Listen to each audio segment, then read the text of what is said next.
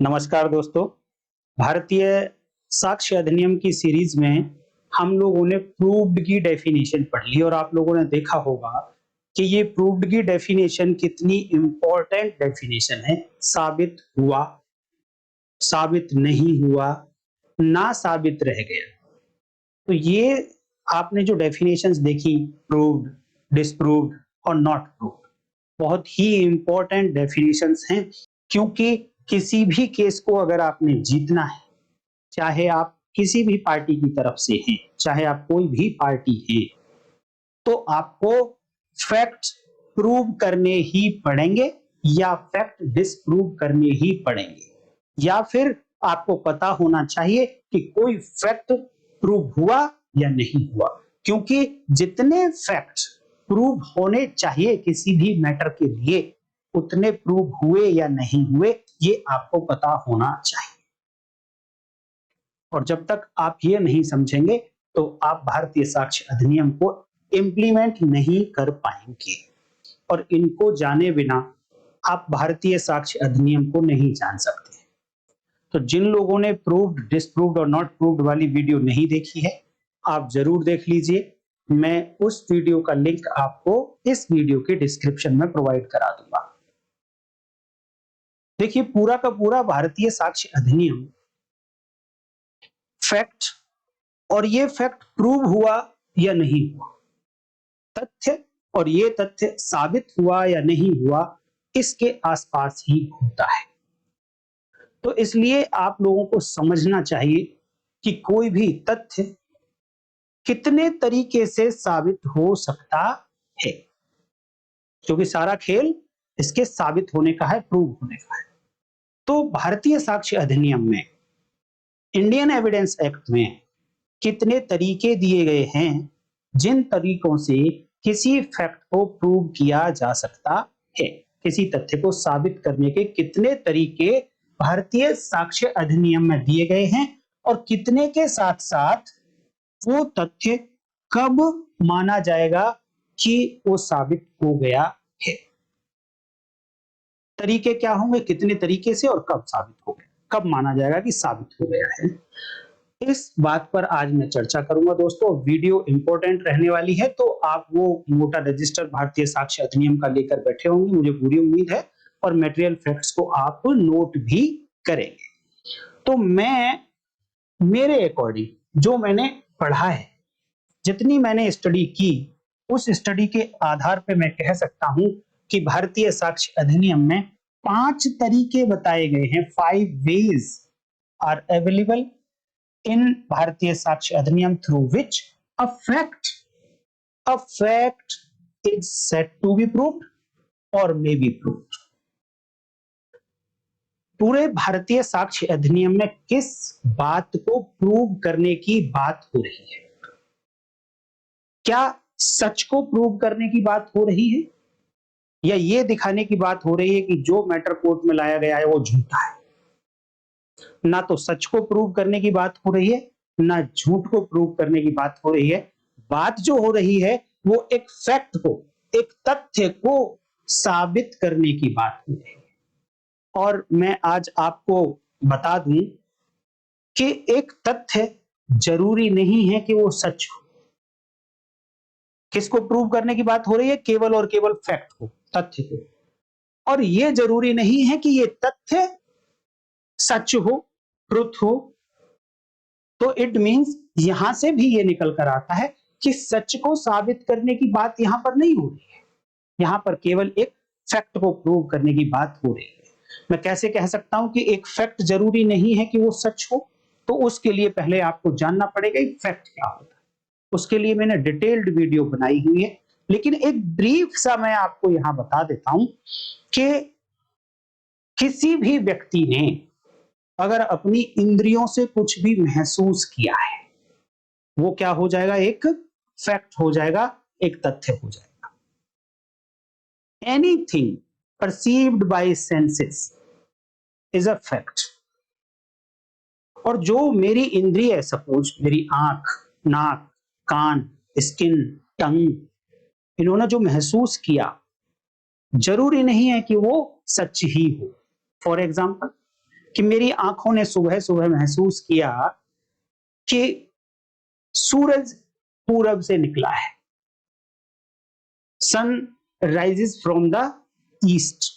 रोज ऐसा मेरी आंखें महसूस करती है। मेरी आंखें क्या महसूस कर रही हैं कि सन राइज होके आ रहा है, सन उग रहा है, सूर्य उग रहा है। जबकि ये बात तो अब साइंस ने प्रूव कर दिया है कि ये बात सच नहीं है, बट स्टिल फैक्ट है। सच क्यों नहीं है? सच यूं नहीं है कि सूरज तो स्थिर है, स्टिल है, वो तो मूव नहीं करता है, लेकिन मेरी आंख देख रही है कि सूरज मूव कर रहा है। इसलिए जो मेरी आंखों ने देखा वो सच नहीं था। सच ये था कि सूरज तो स्थिर है, वो मूवमेंट नहीं कर रहा है, मूवमेंट तो अर्थ कर रही है जहां पे मैं खड़ा हूं। अब दूसरी बात कि ये सच ना होने के बावजूद भी फैक्ट है, तथ्य है। वो क्यों? तथ्य को मैं देखूंगा डेफिनेशन के पैमाने में, कि तथ्य की जो परिभाषा बताई गई उस परिभाषा में ये बात फिट बैठती है तो तथ्य है, और ये बात फिट नहीं बैठती है तो तथ्य नहीं है, इररेस्पेक्टिव ऑफ कि वो सच है, ट्रू है या फॉल्स है। जैसे कि अभी सन सूरज के मामले में हमने देखा। फैक्ट की डेफिनेशन में कहा गया कि अगर मेरी इंद्री ने कुछ भी महसूस किया, तो आंख मेरी एक इंद्री है और उसने महसूस किया कि सन ऊपर उठ रहा है, उग रहा है ईस्ट से, पूर्व से। मेरी आंख ने महसूस किया, तो ये सन का सूरज का ईस्ट से उगना मेरी इंद्रियों ने महसूस किया, मेरी आंख ने महसूस किया, तो ये फैक्ट की डेफिनेशन में कवर हो गया। इसलिए ये फैक्ट की डेफिनेशन में आ जाएगा। ये एक फैक्ट है बट सच नहीं। तो भारतीय साक्ष्य अधिनियम में प्रूव क्या करना है हमको? फैक्ट को प्रूव करना है कि ये फैक्ट प्रूव हुआ या नहीं हुआ। तो पिछली वीडियो में जब मैंने प्रूव्ड की डेफिनेशन पढ़ाई, साबित हुआ की डेफिनेशन पढ़ाई, तो प्रूव्ड कहीं ना कहीं दूसरी तरफ ये जाकर कहता है कि ये फैक्ट अस्तित्व में है, इस तथ्य का अस्तित्व है। अगर कोर्ट ऐसा विश्वास कर ले या फिर ऐसा कंसीडर करे कि इस तथ्य के अस्तित्व को एक प्रूडेंट पर्सन संभावित मानता है पर्टिकुलर केस की परिस्थितियों के अंदर। अर्थात कि अगर एक पर्टिकुलर केस में किसी प्रज्ञावान व्यक्ति ने, प्रूडेंट पर्सन ने माना कि एक तथ्य अस्तित्व करता है, एक तथ्य का अस्तित्व है, इट मींस कोर्ट कंसीडर कर सकता है कि हां ये फैक्ट प्रूव हो गया है। बट दूसरे केस में जब उस केस के सर्कमस्टांसेस चेंज हुए, परिस्थितियां चेंज हुई, तो उन दूसरी परिस्थितियों में पहले वाला ही प्रूडेंट पर्सन, पहले वाला ही प्रज्ञावान व्यक्ति हो सकता है कि अब इस तथ्य के अस्तित्व को ना माने। वो कहे कि नहीं, अब इन परिस्थितियों में ये तथ्य अस्तित्व में नहीं है, और इसकी संभावना बहुत ज्यादा है कि ये तथ्य अस्तित्व में नहीं है। इन परिस्थितियों में देखते हुए एक प्रज्ञावान व्यक्ति ने ऐसा सोचा, तो कोर्ट कंसीडर कर सकती है कि हां ये तथ्य प्रूव नहीं हुआ है या डिसप्रूव हो गया है। तो इस तरीके से एक तथ्य को प्रूव करने के लिए चेक क्या कर रहे हैं अल्टीमेटली, इस फैक्ट की एग्जिस्टेंस या इस फैक्ट की नॉन एग्जिस्टेंस, इसका अस्तित्व या इसका अनअस्तित्व। तो प्रूव्ड कहीं ना कहीं एग्जिस्टेंस से जाकर कनेक्ट हो जाता है और डिसप्रूव कहीं ना कहीं नॉन एग्जिस्टेंस से जाकर कनेक्ट हो जाता है। तो देखिए, किसी भी फैक्ट की एग्जिस्टेंस है या उस फैक्ट की नॉन एग्जिस्टेंस है, इसको पता लगाने के भारतीय साक्ष्य अधिनियम में 5 तरीके मुझे देखने को मिले हैं। आपको छठा तरीका देखने को मिले तो मुझे जरूर बताइएगा, और वो 5 तरीके कौन कौन से हैं, वो पांचों तरीके आज मैं इस वीडियो में डिस्कस करूंगा और आप उनको नोट करते जाएंगे। अभी तक की इंफॉर्मेशन आपको अच्छी लगी है तो वीडियो को लाइक कर दीजिए, हाइप कर दीजिए, कमेंट करके भी बताइए कि अभी तक भी आपको कुछ नया सीखने को मिला है। पहले 2 तरीके 5 तरीके में से पहले 2 तरीके तो वो प्रूव्ड की डेफिनेशन में ही लिखे हैं, जो पिछली वीडियो में मैंने पढ़ाया। क्या था? नंबर 1 तरीका कि कोर्ट को विश्वास हो जाए कि इस तथ्य का अस्तित्व है, तो ये एक तरीका हुआ इस फैक्ट को प्रूव करने का। अस्तित्व को विश्वास कर लिया, ये फैक्ट प्रूव हो गया। और कौन मान रहा है? ऐसा विश्वास कौन करेगा? कोर्ट, कोई पार्टी नहीं, कोई एडवोकेट नहीं। दूसरा तरीका वही प्रूव्ड की डेफिनेशन में लिखा है कि अगर मान लो विश्वास नहीं हुआ, विश्वास वाले मैटर में क्या होता है कि एक आई विटनेस आके कहता है या प्राइमरी डॉक्यूमेंट कोर्ट के सामने आता है, इस आई विटनेस को या प्राइमरी डॉक्यूमेंट को पढ़ने के बाद, इस आई विटनेस को सुनने के बाद कोर्ट विश्वास कर लेता है कि हां, ये जो विटनेस है ये क्रेडिबल है, विश्वसनीय है, इस पर विश्वास किया जा सकता है। चश्मदीद गवाह की गवाही पर जैसे ही विश्वास किया तो मान लिया गया कि वो फैक्ट जो गवाह ने बोला है वो प्रूव हो गया है। ये तो हुआ बिलीव वाली बात। मान लो कोई आई विटनेस नहीं है, चश्मदीद गवाह नहीं है विश्वास करने के लिए, देन कोर्ट देखती है उस केस के सरकमस्टांसेस।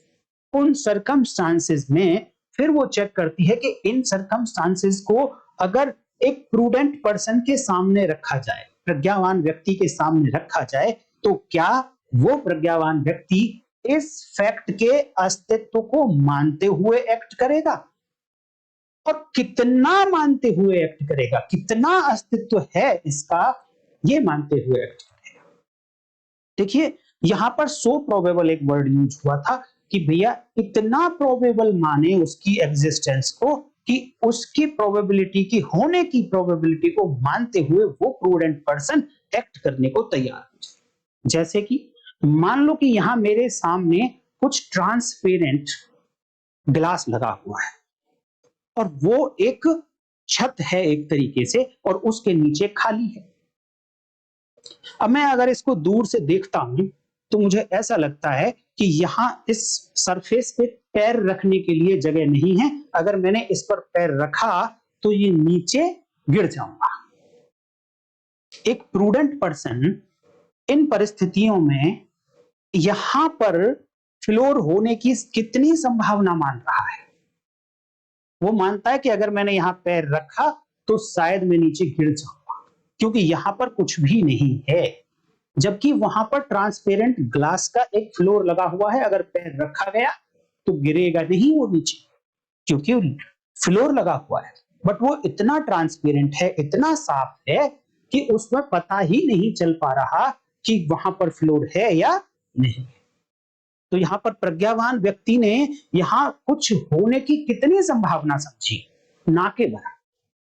तो ये अगर उसी फ्लोर में कुछ ड्रॉप्स डाल दिए जाएं, कुछ स्पॉट्स लगा दिए जाएं, कुछ गंदगी डाल दी जाए, अब अगर उसी प्रज्ञावान व्यक्ति से, उसी प्रूडेंट पर्सन से पूछा जाए कि यहां पर फ्लोर है क्या, अब उसको लगेगा कि हाँ यहां पर कुछ फ्लोर है, मैं पैर रखूंगा तो नीचे नहीं गिरूंगा।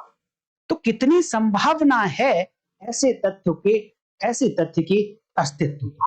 तो वो संभावना की प्रोबेबिलिटी कितनी है, वो प्रोबेबिलिटी मैटर करेगी। 0 से लेकर 99 तक कुछ भी हो सकती है, बट वो ज्यादा से ज्यादा जितनी अच्छी होगी तो कोर्ट को कंसीडर करने में आसानी होगी। तो कोर्ट, दूसरा तरीका क्या हो सकता है किसी तथ्य को प्रूव करने का? Considering, court by considering on supposition of prudent man about existence of the fact. प्रज्ञावान व्यक्ति की जो सपोजिशन है कि हाँ तथ्य एग्जिस्टेंस में है, अस्तित्व में है, वो जब कंसीडर कर रहा है, उसकी सपोजिशन को कंसीडर करने के बाद तथ्य को साबित माना जा सकता है। तो ये 2 तरीके कहां देखने को मिलते हैं? प्रूव्ड की डेफिनेशन में देखने को मिलते हैं ये 2 तरीके। अब तीसरा तरीका कहां? अच्छा, दूसरी बात कि मैंने साथ में क्वेश्चन में ये भी लिखा था कि कितने तरीके से प्रूव हो सकता है कोई फैक्ट और कब प्रूव हो सकता है। दोनों बातें अलग अलग हैं। देखिए तरीके तो बता दिए मैंने कि एक तो सीधा सीधा कोर्ट बिलीव कर ले, या दूसरा तरीका कि प्रूडेंट पर्सन की सपोजिशन को कंसीडर कर ले।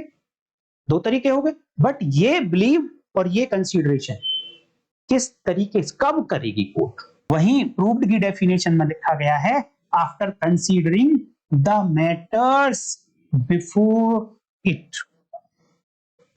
जितने भी मैटर्स कोर्ट के सामने अवेलेबल हैं उन सबको पढ़ने के बाद, उन सबको देखने के बाद, एनालाइज करने के बाद देन कोर्ट नंबर 1 विश्वास कर सकती है या नंबर 2 कंसीडर कर सकती है एक प्रूडेंट पर्सन की सपोजिशन।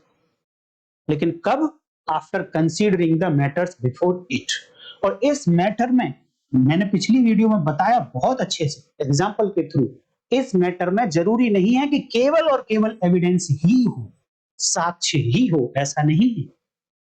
और अगर यहां पर केवल और केवल साक्ष्य होता तो साक्ष्य को कंसीडर करने के बाद, यानी ओरल एविडेंस को कंसीडर करने के बाद, डॉक्यूमेंट्री एविडेंस को कंसीडर करने के बाद, मटेरियल एविडेंस को कंसीडर करने के बाद ही कोर्ट ये बिलीव कर सकती थी, विश्वास कर सकती थी या फिर कंसीडर कर सकती थी। लेकिन एविडेंस नहीं है। लेकिन इस मैटर में एविडेंस शामिल जरूर है, बट केवल और केवल एविडेंस तक लिमिटेड नहीं है। कितने सारे और मैटर्स हो सकते हैं, पिछली वीडियो में मैंने डिस्कस किया था। तो एविडेंस के अलग कुछ और भी बातें हो सकती हैं, एक्यूज का एक्सप्लेनेशन हो सकता है, कोई एफिडेविट हो सकता है, और बहुत सारी बातें हो सकती हैं। उन सबको कंसीडर करने के बाद कोर्ट बिलीव करेगी या कंसीडर करेगी कि कोई फैक्ट प्रूव हो गया है। ये दो तरीके हुए प्रूव्ड की डेफिनेशन में ही लिखे, और प्रूव्ड की डेफिनेशन सेक्शन 2 सबसेक्शन 1 और उसकी क्लॉज जे फॉर जूलियट में लिखी गई है। अब देखते हैं कि तीसरा तरीका कहां मिलता है किसी फैक्ट को प्रूव करने का। तो आप जब जब प्रूव की बात करेंगे तब तब मैंने अभी पीछे बताया कि कहीं ना कहीं ये फैक्ट की बात हो रही है और फैक्ट के एग्जिस्टेंस की बात हो रही है, तथ्य के अस्तित्व की बात हो रही है। तो जहां जहां ये कह दिया जाए कि कोर्ट ने मान लिया है कि इस तथ्य का अस्तित्व है, इट मींस कोर्ट ने मान लिया है कि ये तथ्य साबित हो गया है। तो ये थोड़ा सा आपको रिलेशन बनाकर रखना पड़ेगा। तो तीसरा तरीका मिलेगा आपको न्यायिक अवेक्षा, by taking judicial notice. Notice किसका? फैक्ट का, सत्य का नहीं, फैक्ट का, अगेन फैक्ट का। और जुडिशियल नोटिस का मतलब यह होता है दोस्तों कि कुछ तथ्य ऐसे होते हैं जिनकी एग्जिस्टेंस को नकारा ही नहीं जा सकता। जैसे कि अभी आंध्र प्रदेश में एक तूफान आया है, क्या इस फैक्ट को कोर्ट नकार सकती है जबकि इसके लिए कोई एविडेंस नहीं दी जाती है? मान लो सपोज सुनामी आई थी, कोई एविडेंस नहीं दी जाती इस बात की, लेकिन क्या कोर्ट नकार सकती है? क्या इस तथ्य की एग्जिस्टेंस को नहीं मानेगी कोर्ट? अहमदाबाद में प्लेन क्रैश हुआ था, क्या इस बात को नकार सकती है कोर्ट? बेशक चाहे कोई एविडेंस नहीं दी गई इसके लिए। तो कुछ फैक्ट ऐसे होते हैं जिनको न्यायिक अवेक्षा कोर्ट को करनी ही पड़ेगी और मानना पड़ेगा कि हाँ, ऐसे तथ्य का अस्तित्व है, ऐसा फैक्ट एग्जिस्टेंस में है। और जैसे ही कोर्ट ने माना कि ये फैक्ट एग्जिस्टेंस में है, तभी वो फैक्ट प्रूव्ड मान लिया जाएगा। तो जुडिशियल नोटिस लेकर भी कोर्ट किसी भी फैक्ट को प्रूव मान सकती है। तो जुडिशियल नोटिस की जब जब बात आएगी तो आपको कौन कौन सी सेक्शन देखनी है? इंडियन एविडेंस एक्ट 1872 की अगर बात करें तो वहां सेक्शन 56 एंड 57 दोनों पढ़नी पड़ेंगी, इकट्ठी पढ़नी पड़ेगी, साथ साथ, साइमल्टेनियसली, अकेले नहीं। जब भारतीय साक्ष्य अधिनियम 2023 की बात आती है तो वहां पर आपको 51 एंड 52 पढ़नी पड़ेंगी साइमल्टेनियसली, अलग अलग नहीं।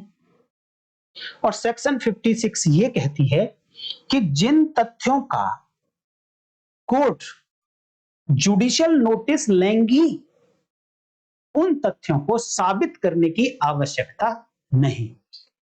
इट मींस ऑलरेडी वो साबित माने जाएंगे। सेक्शन 56 कहती है इधर, और इधर सेक्शन 51 कहती है, सेम बात कहती है। क्या ध्यान से सुन लेना। अगर आपने ध्यान से नहीं सुना तो दोनों को आप अलग अलग मानोगे, लेकिन अगर ध्यान से सुना तो दोनों का एक साथ एग्जिस्टेंस है, अलग अलग नहीं है। अगर आप अलग अलग पढ़ोगे तो कोई मीनिंग नहीं निकल के आने वाला है। इधर सेक्शन 51 भारतीय साक्ष्य अधिनियम, इधर सेक्शन 56 इंडियन एविडेंस एक्ट 1872 कहती है कि कोर्ट जिन तथ्यों का न्यायिक अवेक्षा करेंगी, वो फैक्ट जिनका कोर्ट जुडिशियल नोटिस लेंगी, need not to be proved, उनको साबित करने की आवश्यकता नहीं होगी। अब किन तथ्यों का, किन फैक्ट्स का जुडिशियल नोटिस लेगी कोर्ट, ये बात कहां लिखी है भाई? ये बात लिखी है सेक्शन 57 इंडियन एविडेंस एक्ट 1872, इधर सेक्शन 52 भारतीय साक्ष्य अधिनियम 2023 में। यहां कुछ एक लिस्ट दी गई है, कुछ फैक्ट्स की, और लिखा गया है कि court must take judicial notice of such facts जो नीचे दिए गए। तो इसका मतलब सेक्शन 52 बीएसए या सेक्शन 57 इंडियन एविडेंस एक्ट बताती है कि इन फैक्ट्स का कोर्ट जुडिशियल नोटिस लेंगी, और इससे पहली सेक्शन कहती है कि जिन फैक्ट्स का कोर्ट जुडिशियल नोटिस लेंगी उनको साबित करने की, प्रूव करने की आवश्यकता नहीं होगी। तो एक तीसरा तरीका क्या हुआ कि कोर्ट अगर किसी फैक्ट का जुडिशियल नोटिस ले लेती है तो वो फैक्ट प्रूव्ड मान लिया जाएगा, पार्टीज को इसके लिए कोई एविडेंस देने की आवश्यकता नहीं पड़ेगी, और किसी भी पार्टी के ऊपर इस फैक्ट को प्रूव करने का कोई बर्डन नहीं होगा। अब बात करते हैं चौथा तरीका कौन सा है। देखिए चौथे तरीके में क्या है कि भारतीय साक्ष्य अधिनियम की बात करें तो सेक्शन 53, इंडियन एविडेंस एक्ट 1872 की बात करें तो सेक्शन 58, और यहां पर लिखा गया है कि मान लो अगर पार्टीज, जो किसी भी केस की पार्टीज हैं, या साथ में ये भी लिखा गया है उनके एजेंट, उनके अभिकर्ता, अगर किसी तथ्य की एग्जिस्टेंस को स्वीकार कर लेते हैं, एडमिट कर लेते हैं, तो फिर ऐसे फैक्ट को भी प्रूव करने की आवश्यकता नहीं होगी, वो प्रूव्ड मान लिया जाएगा। तो चौथा तरीका हुआ by admission of the parties, और admission of what? Admission of सच और झूठ नहीं, एडमिशन ऑफ फैक्ट्स। किसी तथ्य की स्वीकृति करके कोई पार्टी जब किसी तथ्य को स्वीकार कर लेगी, या तो कोर्ट के सामने हियरिंग के टाइम पर या फिर उससे पहले इन राइटिंग, तब भी कहा जाएगा कि ये फैक्ट प्रूव हो गया है, अब ऐसे फैक्ट को प्रूव करने की आवश्यकता नहीं होगी। अब इंपॉर्टेंट पॉइंट है दोस्तों पांचवा पॉइंट, और पांचवा पॉइंट कोई एक सिंगल पॉइंट नहीं है, बट मैंने एक ही पॉइंट बताया। इसको क्यों बताया? पांचवा तरीका है बाय प्रिजम्पशन, उपधारणा करके, किसी तथ्य की उपधारणा करके भी तथ्य को साबित किया जा सकता है। लेकिन इसके लिए ध्यान देना, देखिए जो पीछे 3 नंबर और 4 नंबर मैंने पॉइंट बताए, वहां पर ये नहीं बताया मैंने आपको कि कब ये इस तरीके से प्रूव हो सकते हैं फैक्ट, क्योंकि मैं यहां पर आज की वीडियो में दो बातों की बात कर रहा हूं। एक वो 5 तरीके जिन तरीके से साबित हो सकता है कोई तथ्य, और वो बातें कि उन तरीकों को भी कब अपनाया जा सकता है। तो प्रूव्ड की डेफिनेशन में जो 2 तरीके बताए, वहां साथ में बता दिया कि after considering the all matters before the court, तब उनको प्रूव्ड और डिस्प्रूव माना जा सकता है। लेकिन जहां पर पॉइंट नंबर 3 था, जहां पर जुडिशियल नोटिस की बात हुई, तो क्या जुडिशियल नोटिस किसी भी फैक्ट का लिया जा सकता है? नहीं। आपने अगर ध्यान से सुना होगा तो सेक्शन 57 इंडियन एविडेंस एक्ट या सेक्शन 52 भारतीय साक्ष्य अधिनियम में एक लिस्ट दी गई है। अगर वो फैक्ट, इस लिस्ट में से कोई एक फैक्ट है, तो उस फैक्ट का जुडिशियल नोटिस ले सकती है कोर्ट, बल्कि ले नहीं सकती, बल्कि वहां पर लिखा गया है कि must take judicial notice of that fact. It means judicial notice लेना ही पड़ेगा। लेकिन कब? जब वो फैक्ट इस लिस्ट में कवर होता हो। अब बात आती है पांचवा पॉइंट इंपॉर्टेंट पॉइंट है कि किसी तथ्य की उपधारणा करके, प्रिजम्पशन करके। देखिए, तीन शब्द होते हैं, एक प्रिजम्पशन होता है, एक अजम्पशन होता है, एक सरमाइज होता है। तो सरमाइज का मतलब है कि ऐसे ही कुछ भी कह दूं, मैं आज कह दूं कि कल को मैं संजीव सिकरवार प्रधानमंत्री बन जाऊंगा, केवल और केवल सर, इसके पीछे कोई लॉजिक नहीं। दूसरी बात कि ये मैं कहूं कि हां, मैं कभी भी प्रधानमंत्री बन सकता हूं, ये क्या है? ये अजम्पशन हो सकती है। क्यों? क्योंकि इसके पीछे कुछ तर्क हैं, कुछ ऐसी सपोर्ट है जिसकी वजह से ये बात कभी ठीक हो भी सकती है। क्योंकि मैं एक भारतीय नागरिक हूं, मैं एक अडल्ट पर्सन हूं, जितनी उम्र एक प्रधानमंत्री बनने को चाहिए वो मेरे पास है, जितनी योग्यताएं एक प्रधानमंत्री बनने को चाहिए वो सब मेरे पास है। तो कहीं ना कहीं हो सकता है कि ये ठीक हो, बट स्टिल अजम्पशन है। ये जरूरी नहीं है कि बहुत ज्यादा इतना प्रोबेबल है कि मैं प्रधानमंत्री बनी जाऊंगा कि इसकी प्रोबेबिलिटी बहुत ज्यादा है, ऐसा नहीं। लेकिन हाँ, एक तथ्य होते हैं जिनके एग्जिस्टेंस के प्रोबेबिलिटी बहुत ज्यादा होती है और उसके पीछे कुछ लॉजिक्स दिए गए होते हैं, कुछ आधार होते हैं कि इस तथ्य को मान लिया जाए, क्योंकि ये सपोर्ट है इसके पीछे कुछ दूसरे फैक्ट्स की। तो उसको कहते हैं प्रिजम्पशन, यानी सपोर्ट है, बहुत ज्यादा तर्क दिया गया है कि हाँ इसकी एग्जिस्टेंस अब हो सकती है, देन प्रिजम्पशन। थोड़े बहुत तर्क दिए गए बट इतने सफिशिएंट नहीं है कि मुझे विश्वास दिला सके, वो कहलाते हैं अजम्पशंस। और जिसके पीछे कोई भी तर्क नहीं है वो कहलाता है केवल और केवल सरमाइज। तो भारतीय साक्ष्य अधिनियम में किसको रिकॉग्निशन दिया गया है? केवल और केवल प्रिजम्पशंस को। अजम्पशंस को या सरमाइज को कोई रिकॉग्निशन भारतीय साक्ष्य अधिनियम में नहीं दिया गया है। ध्यान देना दोस्तों कि यहां पर जो मैं बात कर रहा हूं, ये प्रिजम्पशंस केवल यहां पर मैं अभी भारतीय साक्ष्य अधिनियम की बात, प्रिजम्पशंस आपको अलग अलग एक्ट में अलग अलग फैक्ट की देखने को मिल सकती है। तो देखिए किस तरीके से उपधारणा करके किसी तथ्य को साबित किया जा सकता है। तो तीन बातें बताई गई हैं भारतीय साक्ष्य अधिनियम में।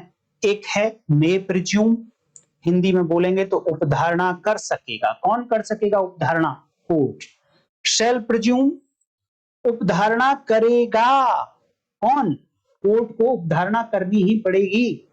और तीसरा है कंक्लूसिव प्रूफ, जिसे हिंदी में कहा जाता है निश्चायक सबूत। इन तीनों की डेफिनेशन क्या होगी, इसके लिए तो मैं एक अलग से नेक्स्ट वीडियो में आपको बताऊंगा। बट ये तीनों किसी भी फैक्ट को प्रूव करने के तरीके हैं, इनके बारे में ब्रीफ बता देता हूं। मे प्रिज्यूम का मतलब है कि कोर्ट को डिस्क्रिशन दे दी गई है कि आप किसी फैक्ट को मान लेना कि उसका एग्जिस्टेंस है। जैसे ही कोर्ट एग्जिस्टेंस मानेगी तो तथ्य क्या हो गया? साबित। यहां बोला गया सेल्फ प्रिज्यूम में थोड़ा सा प्रेशर डाला गया कोर्ट के ऊपर, एक डायरेक्शन दी गई कोर्ट को कि यहां तो आपकी डिस्क्रिशन थी बट यहां आपको कोई डिस्क्रिशन नहीं दी जा रही है। यहां पर आपको उस पर्टिकुलर फैक्ट को, जहां जहां मैं भारतीय साक्ष्य अधिनियम में बोलूंगा कि द कोर्ट शैल प्रिज्यूम, उस फैक्ट को आपको प्रिज्यूम करना ही पड़ेगा, मानना पड़ेगा कि उस फैक्ट की एग्जिस्टेंस है। वहां आपको आपका माइंड लगाने की परमिशन नहीं दी जाएगी। यहां मैं प्रिज्यूम में आप अपना माइंड लगा सकते हैं। अभी ब्रीफ बता रहा हूं। कंक्लूसिव प्रूफ, कंक्लूसिव प्रूफ भी कहीं ना कहीं सेल्फ प्रूफ, सेल्फ प्रिज्यूम की तरह ही होता है।